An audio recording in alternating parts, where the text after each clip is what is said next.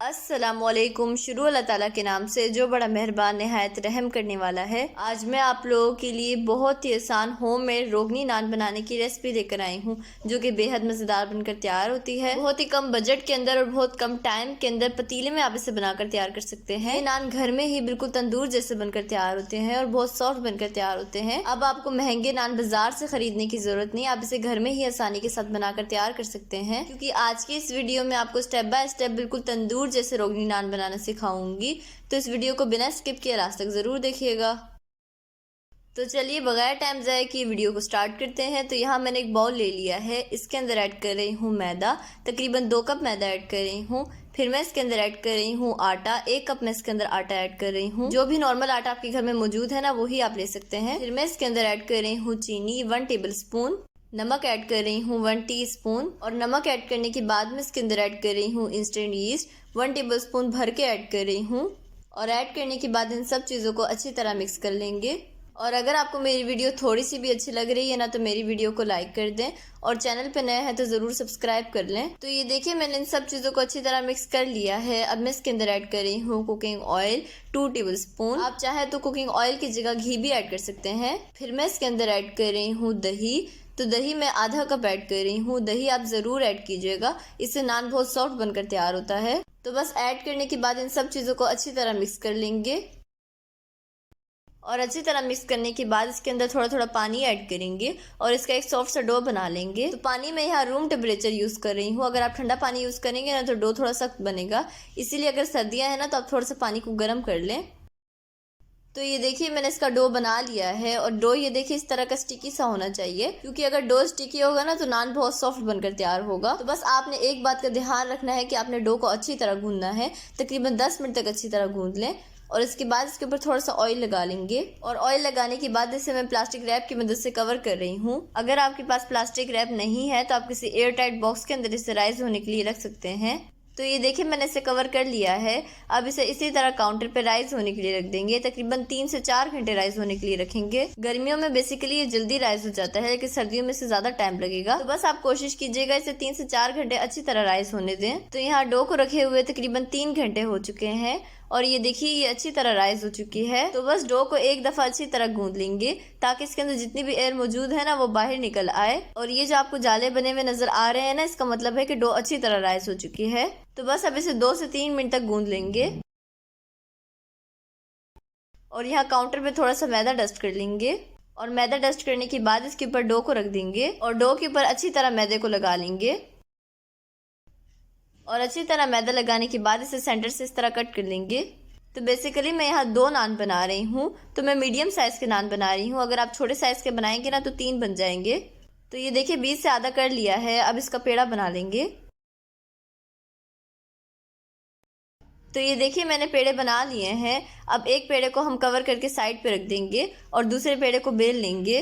पहले इसके ऊपर अच्छी तरह खुशके को लगा लेंगे, और इसके बाद इसे बेल लेंगे।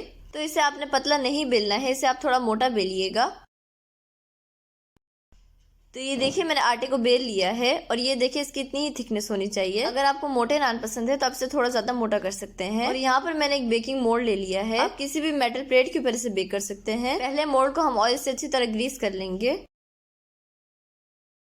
और ग्रीस करने के बाद इसके ऊपर इस तरह रोटी को रख लेंगे, और रखने के बाद इसे मोल्ड के अकॉर्डिंग सेट कर लेंगे। तो ये देखिए मैंने इसे मोल्ड के अकॉर्डिंग सेट कर लिया है। अब मैं इसके ऊपर इस तरह डिज़ाइन बना रही हूँ।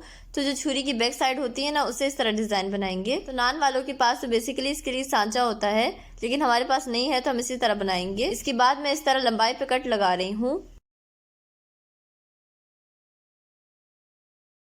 और लंबाई पे कट लगाने के बाद मैं चौड़ाई पे कट लगा रही हूँ। तो बेसिकली इस तरह का ना छोटे छोटे स्क्वायर वाले डिज़ाइन बनना चाहिए। तो ये देखिए मैंने इसे तैयार कर लिया है, और यहाँ पर मैंने लिया है अंडे की जर्दी, इसे फेंट लेंगे। तो यहाँ मैंने सफ़ेदी नहीं लिया है, अंडे की सिर्फ जर्दी ही लेंगे, और इसे आपने ज़रूर लगाना है, वरना कलर नहीं आएगा। अगर आप अवन में बेक कर रहे हैं ना, तो आपको इसे लगाने की ज़रूरत नहीं है, आप इसकी जगह ऑयल लगा सकते हैं। लेकिन पतीले में अगर आप बेक कर रहे हैं तो आप इसमें अंडा ज़रूर लगाइएगा।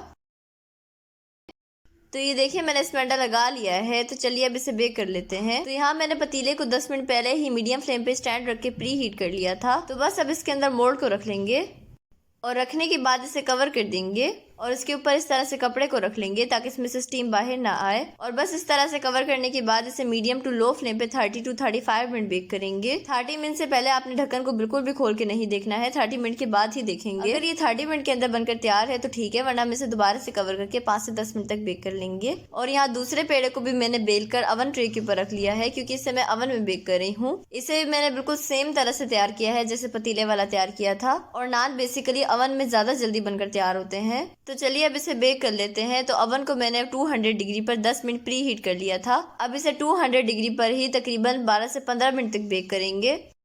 तो ये देखिए, जो नान अवन में बेक होने के लिए रखा था ना, वो बेक हो चुका है। तकरीबन 15 मिनट के अंदर ये बेक हुआ है। अब इसके ऊपर ना ब्रश की मदद से ऑयल लगा लेंगे। तो गरम जब नान हो ना, उसी वक्त आपने लगाना है ऑयल को। और ऑयल लगाने के बाद ये देखिए, इस तरह से आप छुरी की मदद से इसे आराम से निकाल सकते हैं। तो बस निकालने के बाद इसे एक प्लेट के ऊपर रख लेंगे।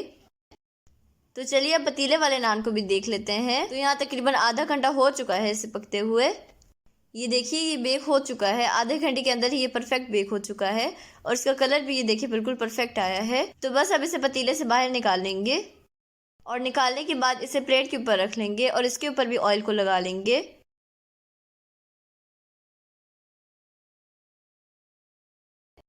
तो ये है इसकी फाइनल लुक। और ये देखिए, ये कितना ज़बरदस्त बनकर तैयार हुआ है।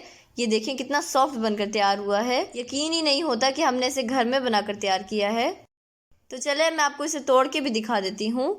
बिस्मिल्लाहिर्रहमानिर्रहीम। ये देखें माशाल्लाह कितना ज़बरदस्त बनकर तैयार हुआ है। बहुत ही सॉफ्ट बनकर तैयार हुआ है। और ये अंदर से देखे बिल्कुल परफेक्ट बेक हुआ है। तो पतीले और अवन दोनों में ही सेम रिजल्ट्स हैं, बस थोड़ा सा कलर का फ़र्क है। लेकिन अवन में नान जल्दी बनकर तैयार होते हैं, पतीले में काफ़ी टाइम लग जाता है। और इसका टेस्ट तो बिल्कुल तंदूर जैसा है, जैसे बाजार से आप लाते हैं ना, सेम वैसा टेस्ट है। और ये बिल्कुल तंदूर जैसे सॉफ्ट बनकर तैयार हुआ है। तो आप भी इस रेसिपी को ज़रूर ट्राई कीजिएगा और मुझे फीडबैक भी लाजमी दीजिएगा। तो आई होप आपको ये रेसिपी बहुत पसंद आई होगी। अगर आपको मेरी रेसिपी पसंद आए तो प्लीज़ मेरे चैनल को सब्सक्राइब कर दें, बेल आइकन को प्रेस करना ना भूलें। वीडियो अच्छी लगे तो लाइक और शेयर करना ना भूलें। तो नेक्स्ट वीडियो तक अल्लाह हाफिज़।